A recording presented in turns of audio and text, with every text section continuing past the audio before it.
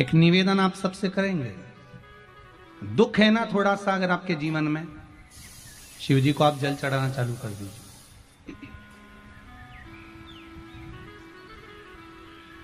शंकर भगवान को आप जल चढ़ाना प्रारंभ कर दो। अगर दुख है ना जीवन में, शिव जी को जल चढ़ाना प्रारंभ कर दो। और एक निवेदन और करेंगे, अगर दुख समाप्त ही नहीं हो रहा है, कोई बीमारी एक पूरी होती है दूसरी लग जाती है, दूसरी बीमारी पूरी होती है तीसरी लग जाती है, तीसरी बीमारी पूरी होती है चौथी लग जाती है, कुछ प्रॉब्लम चली रही है, तो एक जल के पात्र में जल लीजिए, कलश लोटा पानी का भर लीजिए और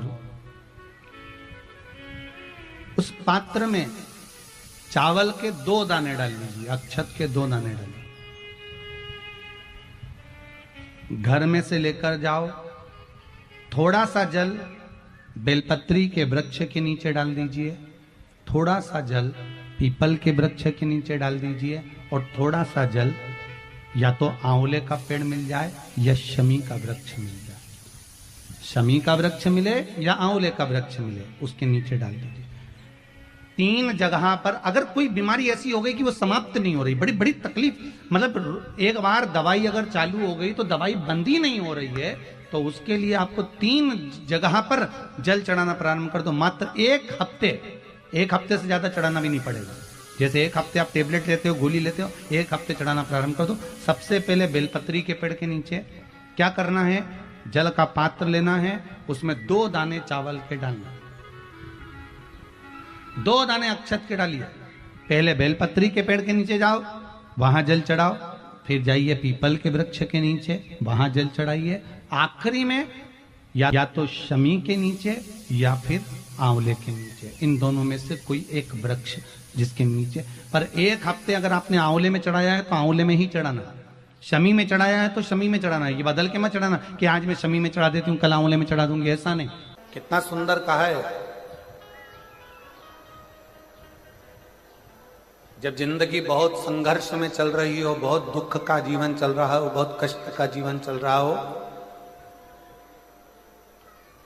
बहुत कष्टमय जीवन चल रहा हो, तब शमी के 5 पत्ते, शमी के 5 पत्ते, एक दुर्वा के साथ, एक अक्षत चावल का 1 दाना, वो भी हल्दी में भिंगोया हुआ हो या केसर में भिंगोया हुआ हो,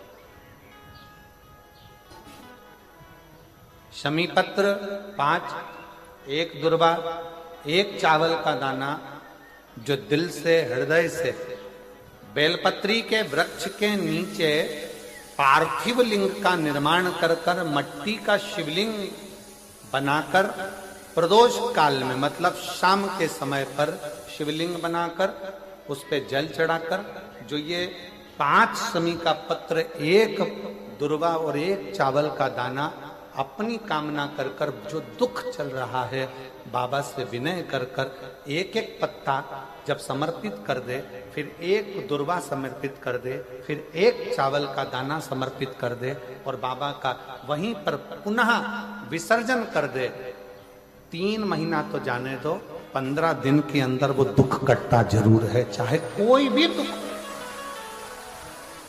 किसी भी तरह का दुख क्यों।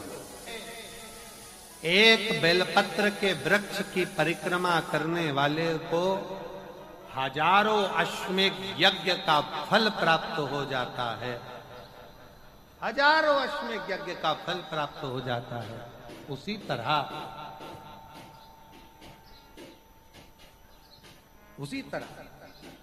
एक पार्थिव लिंग का निर्माण करने वाले को, मिट्टी का शिवलिंग का निर्माण कर कर पूजन करने वालों को 12 ज्योतिर्लिंग के शिवलिंग के दर्शन का पुण्य फल प्राप्त।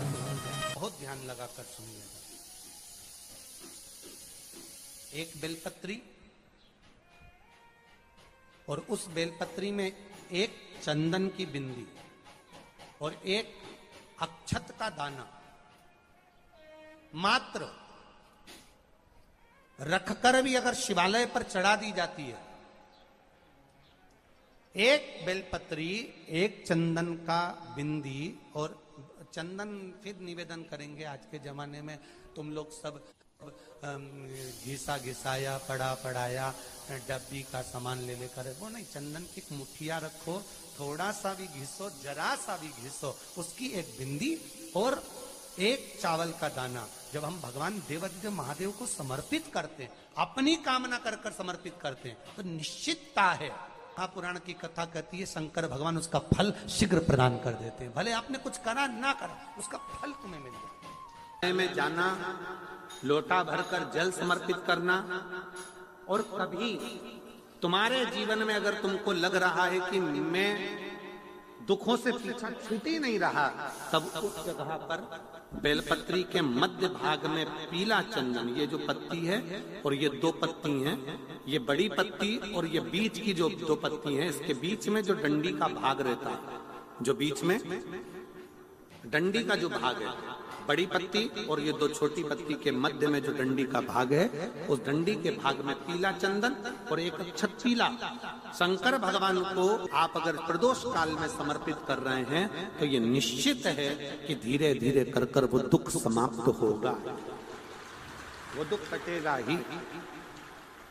प्रकट वर्णन किया गया शंकर भगवान की आराधना में, शिव की आराधना में, जब तुम्हें लगता है कि तुम्हारा व्यापार नहीं चल रहा, कोई तुम्हें धोखा दे रहा है, लक्ष्मी नहीं आ रही, बहुत चिंता में पड़े हुए हो, बहुत टेंशन में जिंदगी चल रही है, बहुत बीमारियां तुमको घेर ली है और चारों तरफ अंधेरा ही अंधेरा नजर आ रहा है, तुमने विचार करा अब मैं तो मर जाऊं तो अच्छा, मैं सुसाइड कर लूं तो अच्छा, मैं मर जाऊं तो अच्छा, तो मरने से पहले एक काम कर कर देखना, शंकर भगवान की आराधना कर कर देखना, शिव पर एक लोटा जल चढ़ा कर देखना, और ज्यादा चिंता, ज्यादा टेंशन हो तो बेलपत्री के जड़ को घिसकर उसका चंदन बनाकर शंकर को लेपन कर कर उसकी भी आराधना कर कर देखना कि बेल चंदन का फल क्या। बेल पत्र, एक बेल, ये कोई साधारण नहीं, एक बेल पत्र, एक बेल, ये कोई साधारण नहीं, एक बेल। इसकी नीचे की डंडी से लेकर ये दो पत्तियां जहां लगी हैं, और दो पत्ती से लेकर ये बीच की जो पत्ती है उसमें जो गैप है, उसमें जो जगह है, दिख रही है आपको, ये दो पत्ती से लेकर बीच की पत्ती के बीच में जो जगह खाली रहती है, 33 कोटि देवी देवताओं विराजमान रहते हैं इस बीच की जगह में। जब शिव जी को चढ़ाया जाता है तब इस पत्ती के बीच की जगह शंकर के शिवलिंग पर रखा जाता है, तो शिव जी इतने प्रसन्न होते हैं कि मेरी स्तुति करने के लिए ये भक्त 33 कोटि देवताओं को लेकर आया है, मेरी स्तुति करने के लिए। लोग चावल लाए, लोग अंबारियां लाए, धन लाए, दौलत लाए, संपदा लाए, पर एक शंकर का भक्त ऐसा होता है जो एक बेलपत्री के रूप में 33 कोटि देवताओं को, 64 योगिनियों को, आदि शक्तियों को शंकर को समर्पित करता है। कितना सुंदर संवाद है, कितना सुंदर बात कही कि भूल से भी किसी तीर्थ में नहीं गए, कहीं हमने गौदान नहीं करा, कहीं हम किसी तीर्थ में नहीं गए, हमने कहीं गौदान नहीं करा, हमने कहीं ब्राह्मण भोजन नहीं कराया, हम कहीं गंगा यमुना कावेरी सरस्वती नर्मदा छिपरा पुण्यवान नदी में हम स्नान नहीं कर पाए। शिव महापुराण की कथा कहती है भूलवश भी अगर पिपलेश्वर या बटकेश्वर किसी शिवालय पर भूल से भी अगर एक लोटा जल चढ़ जाता है तो देव अधिदेव महादेव सारे तीर्थों का फल अपने आप प्रदान कर देते हैं। भूल से भी चढ़,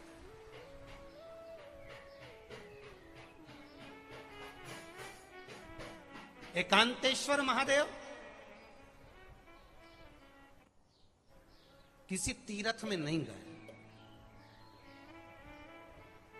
कहीं हमने गौदान नहीं करा, कहीं हम किसी तीर्थ में नहीं गए, हमने कहीं गौदान नहीं करा, हमने कहीं ब्राह्मण भोजन नहीं कराया, हम कहीं गंगा यमुना कावेरी सरस्वती नर्मदा छिपरा पुण्यवान नदी में हम स्नान नहीं कर पाए।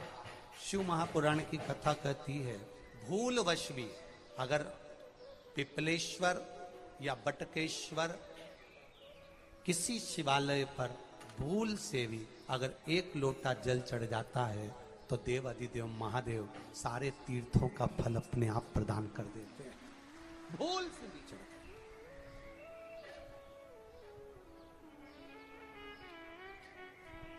एकांतेश्वर महादेव जो कि एकांत में बैठा हुआ है, एकांतेश्वर महादेव अकेला बैठा है अलमस्त होकर। आप जा रहे हो गाड़ी लेकर, आप 4 व्हीलर गाड़ी में जा रहे हो, ट्रैक्टर में जा रहे हो, ट्राली में बैठकर जा रहे हो, क्रूजर में बैठकर जा रहे हो, 2 व्हीलर गाड़ी में बैठकर जा रहे हो और एकांतेश्वर महादेव का मंदिर दिख गया। कोई एकांत में, भले उसका नाम नहीं मालूम तुमको कि कौन सा महादेव, पर अकेला बैठा है जंगल में, वृक्ष की छांव में, एक ओटले पर, कोई दीवार नहीं, कोई जाली नहीं, कोई गेट नहीं, कुछ भी नहीं। ये शिव मंदिर में जाकर एक लोटा जल समर्पित करती थी। और शास्त्र कहता है कि शंकर के मंदिर में अगर एक लोटा जल कोई एक परिवार का व्यक्ति भी समर्पित कर रहा है तो समझ लेना कि वो अपनी 71 पीढ़ी को पार लगा रहा है। वो अकेला नहीं, 71 पीढ़ी को पार लगा रहा है। शिव महापुराण की कथा कहती है जब बच्चा गर्भ में आता है, माता के गर्भ में जब संतान आती है और माता के गर्भ में जब संतान रहती है, उस 9 महीने में स्त्री नारी अगर कहीं शंकर के मंदिर के सामने से निकल जाए या शिवालय का जल स्त्री को मिला हो या शंकर भगवान का कोई प्रसाद या शंकर भगवान का कोई नाम जाप या शंकर भगवान का कोई मंत्र जाप उस स्त्री के कानों में पहुंच जाए तो जो गर्भ में बच्चा होता है वो बच्चा शंकर की कथा तक या शिवालय तक उसको बिना बोले ही वो अपने आप चला ही जाता है, पहुंच ही जाता है। उस गर्भ में रहने वाले बच्चे को भगवान शंकर के मंदिर के सामने से भी कोई गर्भवती स्त्री निकल कर चली जाती है तो उसका भी फल उसको प्राप्त हो जाता है, उसका भी फल उसको प्राप्त हो जाता है। और वो फल साधारण नहीं होता। क्यों? बेलपत्री को जब भी चढ़ाया जाता है तो पीछे की डंडी पकड़कर नहीं चढ़ाया जाता। बेलपत्री को चढ़ाने के लिए मध्य भाग को, जैसे यह बेलपत्र होता है तो इसका मध्य की जो डंडी होती है, मध्य भाग होता है बेलपत्री का, तब मध्य भाग को पकड़कर हम भगवान शंकर को बेलपत्र समर्पित करते हैं। कोई भी बेलपत्र ऐसे नहीं चढ़ाता कि डंडी पकड़ के चढ़ा दिया, फिर पीछे की डंडी पकड़ के चढ़ा दिया, फिर पीछे की डंडी पकड़ के चढ़ा दिया, फिर डंडी पकड़ा, फिर चढ़ा दिया ना। मेरे देवादिदेव महादेव को जब भी बेलपत्र चढ़ाया जाता है तो मध्य भाग, पीछे की डंडी पकड़कर नहीं, मध्य भाग से भगवान शंकर को बेलपत्र समर्पित किया जाता है। मध्य भाग से जब भी पकड़ेंगे तो मध्य भाग को पकड़कर बेलपत्र समर्पित करेंगे। क्यों?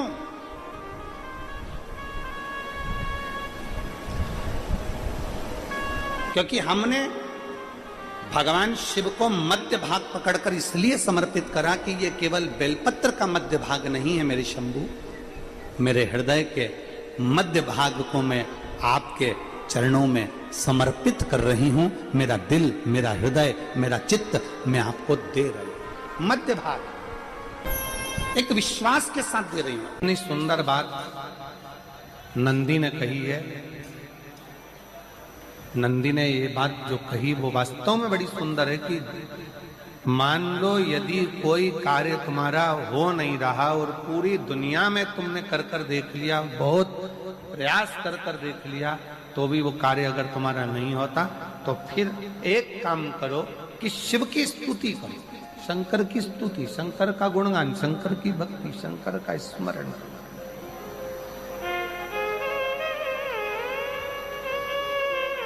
फिर शिव की स्तुति करिए, शंकर से विनय करिए, शंकर से निवेदन करिए, शंकर का गुणगान करिए।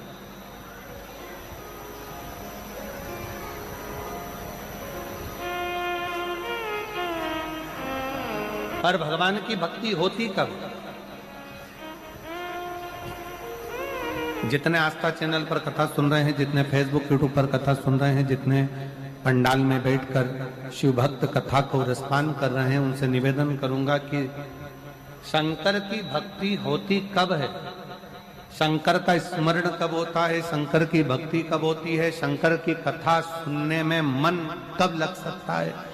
जब अपने भीतर की अभिमत्ता, अपने भीतर का अहम, अपने भीतर का अहंकार, अपने भीतर की आसक्ति, अपने भीतर का काम, अपने भीतर की तृष्णा जब दूर हो जाए तो समझो कि आप शिव में मन लगा बैठे। कितने सारे लोग बैठे हैं यहाँ पर कथा में, सब पंडालों के अंदर लोग शिव भक्त बैठे हुए हैं। कई लोग ऐसे भी होंगे जिनका आकर बैठ तो गए पर दिल नहीं लगता। दो जल व्यक्ति के जीवन को बदलते। कितने जल? जम के बोलो जरा। दो जल। एक देवाधिदेव महादेव के लिए भरा गया एक लोटा जल और दूसरा है स्वयं के लिए भरा गया एक लोटा जल। यहां पर अगर बुजुर्ग मेरी माताएं बैठी होंगी, मेरी जीजियां बैठी हैं, मेरे जीजा बैठे हैं, बुजुर्ग जितनी माताएं बैठी हैं, वो पुराने समय का अगर लेख उठाकर देखेंगे तो पुराने समय के लोग भोजन करने बैठते थे ना, तो भोजन करने से पहले अपने पानी के लोटे को भरकर, अपना गिलास भरकर बैठते थे। किसी ने देखा है कि नहीं देखा? जम के बोलो जरा। देखा है आप लोगों ने? पुराने समय के लोग जब भोजन करने बैठते थे, पुराने समय के लोग जब भोजन करने बैठते थे तो अपना पानी का गिलास, अपना पानी का लोटा पहले भरकर आसन लग जाता था। बहू आसन लगा देती थी, बहू खाना बना देती थी, घर की पत्नी खाना बना देती थी, भोजन बना देती थी, घर के लोग भोजन दे देते थे। थाली कोई भी लगा कर ला कर दे, थाली कोई सजा कर ला कर दे, पर घर का जो व्यक्ति खाना खाने बैठता था, भोजन करने बैठता था, वो अपना पानी स्वयं भर कर बैठता।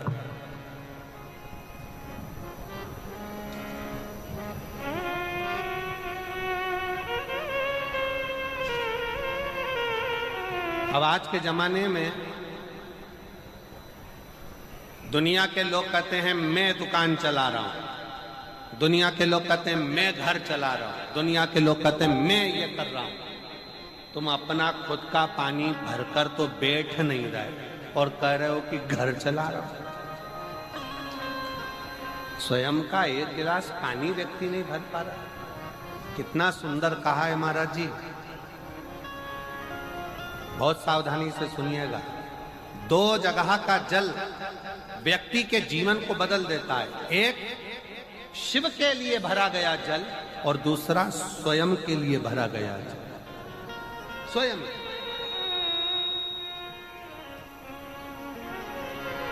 शंकर के मंदिर में जा रहे हो, एक